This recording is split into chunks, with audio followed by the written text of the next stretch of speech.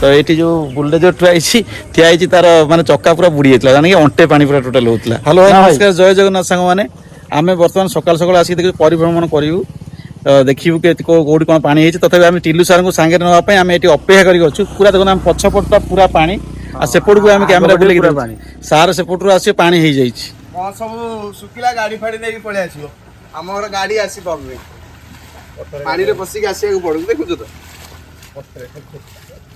Camera online अच्छे कौन कहूँ ना कौन कह बर्तमान बन्या परिस्थिति बरी प्रबल हो जाए बहुत कष्ट लोक मैंने जावासिया करें मैंने पानी पशिकी जावासिया कर पूरा बाह्य जगत बर्तमान विच्छिन्न सतर जना पड़ी खाई ना बेसी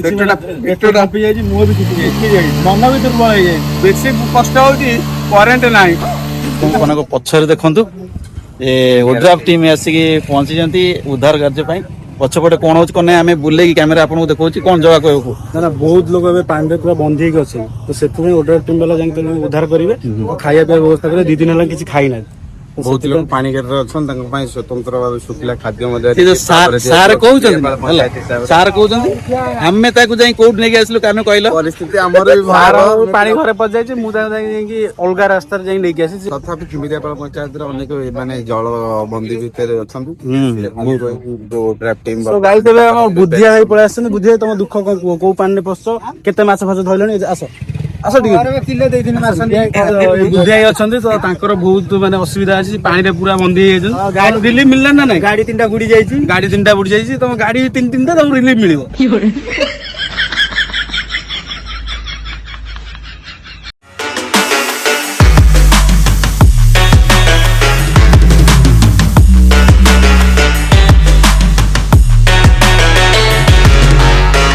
सर जो एक्चुअली ये जो लॉन्च थी बेलून लॉन्च ये हूँ एयर वाला तो आम जानी ना एकाथर बोधे एयर पूरे सब जाक हम कि पार्ट बाय पार्ट अच्छी 5टी पार्ट अच्छी तलटा भी एयर दिया तल भी एयर दिया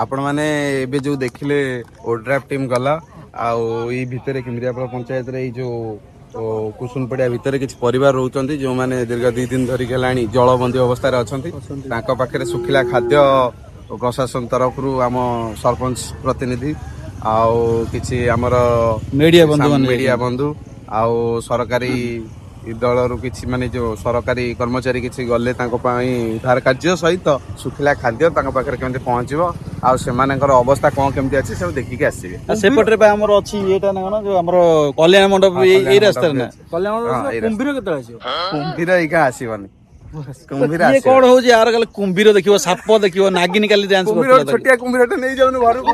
ସାଙ୍ଗମାନେ କାଲି ରାତି ସାରା ଏଗୁରା ସବୁ ପାଣି ଚାଲୁଥିଲା ଆଉ ଏଇଠି ଆଣ୍ଠେ ପାଣି ହଉଥିଲା। ଏବେ ସକାଳୁ ଜଷ୍ଟ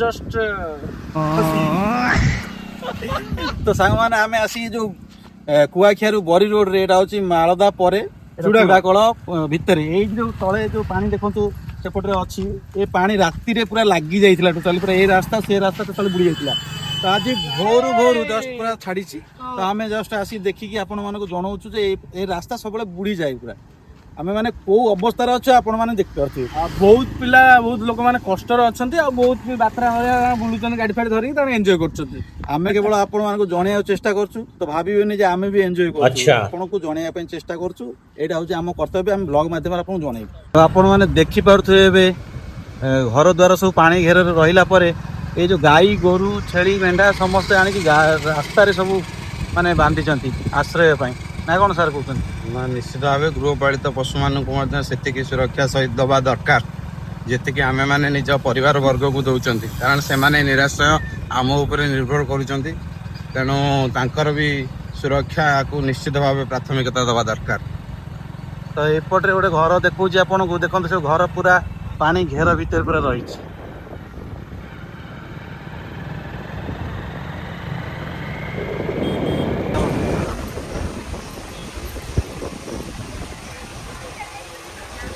ସୋ ଫ୍ରେଣ୍ଡସ୍, କାଲି ବି ଆମେ ଆସିଥିଲୁ, ଆଜି ବି ଆସିକି ପହଞ୍ଚିଛୁ। କାଲି ଅପେକ୍ଷା କାଲି ତ ପୁରା ଏପଟେ ପାଣି ଥିଲା, ମୁଁ ଆପଣମାନଙ୍କୁ ଦେଖେଇଥିଲି ବ୍ଲଗିଂ କରିକି। ତ ଆଜି ଦେଖନ୍ତୁ କେତେ ପାଣି କମି ଯାଇଛି, ନିହାତି 10 ଫୁଟ ତଳକୁ ପାଣି ପଳେଇ ଯାଇଛି। ତ ଆର ଯୋଉ ରୂପ ହେଇଯାଇଛି ଯେତିକି ଏଇ ଯୋଉ ଘାଇର, ମୁଁ ଆପଣଙ୍କୁ ଦେଖିବାକୁ ବି ଚେଷ୍ଟା କରିଛି କେମିତି କଣ ପୁରା ଭୟଙ୍କର ଦେଖାଯାଉଛି। ତ ସାର୍ କାଲି ଆସିନଥିଲେ, କହିଲେ ମତେ ଟିକେ ନେଇକି ଚାଲନ୍ତୁ। ମୁଁ ଦେଖିନଥିଲି ମୋବାଇଲ ଯୋଉ ପୂର୍ବ ଥର ବନ୍ୟାରେ ଯୋଉଠି ଭାଙ୍ଗିଥିଲା, ଯଦି ସେଇଠୁ ଭାଙ୍ଗିଛି ନା କଣ। ନା ସେଟା ଆସିକି ଦେଖିଲା ସେଇଟା ପରେ ହଉଛି ଜଣା 3 ପଡିଲା ମଣି ପାଖରେ ତିନି ମଣି ଭାଙ୍ଗିଥିଲା। ପାଖାପାଖି ଭାଙ୍ଗିଥିଲା। ହଁ, କାଲି ଆସିନଥିଲା, ଆଜି ତ ଆସିଲି, କିନ୍ତୁ ଦେଖିଲା ପରେ ଭାବୁଛି କୋଉ ରେଟର ଭାଙ୍ଗିଛି, ପୁରା ଭୟଙ୍କର। ଏଟା ଇଲେକ୍ଟ୍ରିକ ପୋଲ 4-5ଟା ପୁରା ଗଡେଇ ଦେଇଛି, ଆଉ ଗଛ ବି ବହୁତ ପୁରା ଭାଙ୍ଗି ଭୁଙ୍ଗି ଦେଇଛି। ସବୁଠୁ ବଡ କଥା ହେଲା ପାଖରେ ଯୋଉ ଘରଟା ଥିଲା ତାଙ୍କ ବହୁତ ପାଣି ପଶିଛି, ଆଉ ଦେଖୁଥିବେ ବହୁତ ଖରାପ ହେଇଯାଇଥିବ ଜିନିଷ ପତ୍ର ଜଣା ପଡୁଛି। ତ ପାଣି କମିଲେ ବି ଆପଣ ମାନଙ୍କୁ ଅନୁରୋଧ ଯେ ଆପଣ ମାନେ ସେ ପାଣିକି ଯାଆନ୍ତୁ ନେବେ। ଏବେ ବି କୁମ୍ଭୀରର ମାନେ ଆଶଙ୍କା ରହିଛି। ଅଛି, ଆସିକି ଆଉ କେତେବେଳେ କୁମ୍ଭୀର ପଳେଇ ଆସିବ ଖାଇଦବ। ମାପାରି ହେଇଛି ଏକାଥରେ ମାପାର। କୁମ୍ଭୀରକୁ ସାର୍ ଡର ନାହିଁ, ସାର୍ଙ୍କର ସାପକୁ ଡର ଖାଲି। ସାପ ପ୍ରବଳ ଡର। କୁମ୍ଭୀର ଚଳିବ, ଛୋଟ କୁମ୍ଭୀରଟେ ଗୋଟେ ଆସିଲେ ମୁଁ ଘରକୁ ନେଇଯିବି। ଆଉ ଛୋଟ ସାପଟେ ଆସିଲେ ଦୌଡି ନାରାୟଣ ଭାଇ ଆଉ ତାଙ୍କ ଟିମ୍ କୁଆଡେ ଯାଉଛନ୍ତି ଗୋଟେ ସାହାଯ୍ୟ କରିବା ପାଇଁ ବୋଧେ। କୁଆଡେ ଯାଉଛ ଭାଇ? ଆଉ ଯୋଉ ମାନେ ଏଇ ଯୋଉ ଶୁଖିଲା ଖାଦ୍ୟ ନେଇକି ପାଣି ଘେରରେ ଅଛନ୍ତି ବୋଲି, ଯାହା ଗୋଟେ ବଡ ପଦକ୍ଷେପ ପଛପଟରେ ଦେଖୁଥିବେ ଆପଣ, ବାଇକ ରେ ଟୋଟାଲ ରାଲି ଆସୁଛନ୍ତି ତାଙ୍କ ଟିମ୍ ଉପରେ। ଏଇଟା କୋଉ ହେଡ୍? ଆମର ଏମପି ଆଉ ଆମର ଉମେଶ ଭାଇ ଆଉ ଏମପିଙ୍କ ଥ୍ରୋରେ ଯୋଉ ସାହାଯ୍ୟ ଆସିଛି ତାଙ୍କୁ ବଣ୍ଟନ କରିବା ପାଇଁ ଯାଉଛନ୍ତି। ବହୁତ ହି ବଡ ପଦକ୍ଷେପ। ଜୟ ଶ୍ରୀରାମ। ଇଏ ହଉଛି ସାଙ୍ଗମାନେ ଔରଙ୍ଗାବାଦ ରାସ୍ତା, ପୁରା ଏଇ ପାଣି ପୁରା ଘେର ଭିତରେ ଅଛି। କାଲି ତ ଯାହା ଥିଲା ତ ଏବେ ଏଇ 4ଟା ବେଳେ ଆସିଛି, ଦେଖିଲେ ଅଳ୍ପ ଶୁଖିଛି, ପୁରା ଆହୁରି ବି ପାଣି ଏଇ ରହିଛି। ଲୋକମାନେ ବହୁତ ଅସୁବିଧା ଭିତରେ ଅଛନ୍ତି, ତଥାପି ଏମାନେ ଯାଉଛନ୍ତି ସାହାଯ୍ୟ କରିବା ପାଇଁ। ଯୋଉଟାକି ରଜାପୁର ଫୁଲପୁର ଲୋକମାନଙ୍କୁ, ଯୋଉଟାକି ନଈ ପୁରା ଫୁଲ, ଲୋକମାନେ ବାହାରକୁ ଟୋଟାଲି ଆସି ପାରୁନାହାନ୍ତି।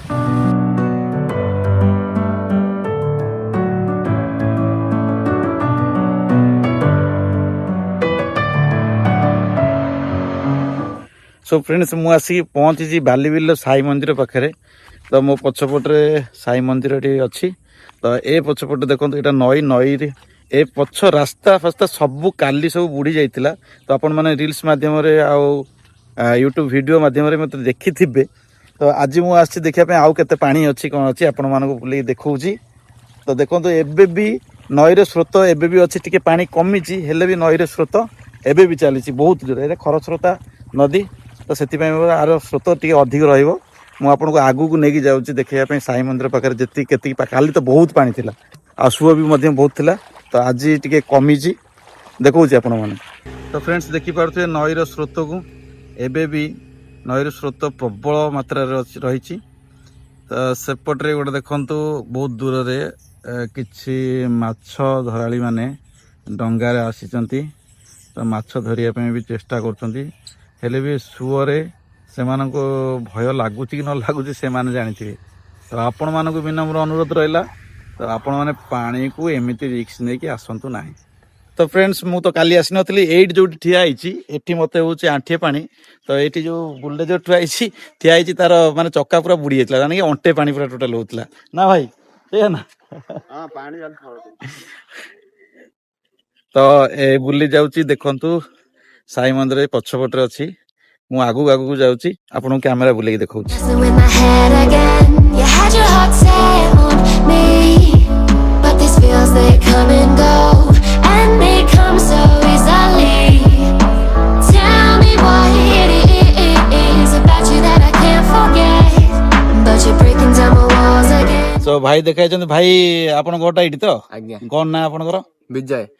ଆଉ କାଲି କେତେ ପାଣି ଏଇଠି ହଉଥିଲା? କାଲି ଏଠି ଅଣ୍ଟେ ପାଣି। ଅଣ୍ଟେ ପାଣି। ତମେ ଆସିଥିଲ? ଆଉ ପାଣିର ପୁରା ମଜା ଲାଗୁଥିବ ଆଉ ନାଇଁ?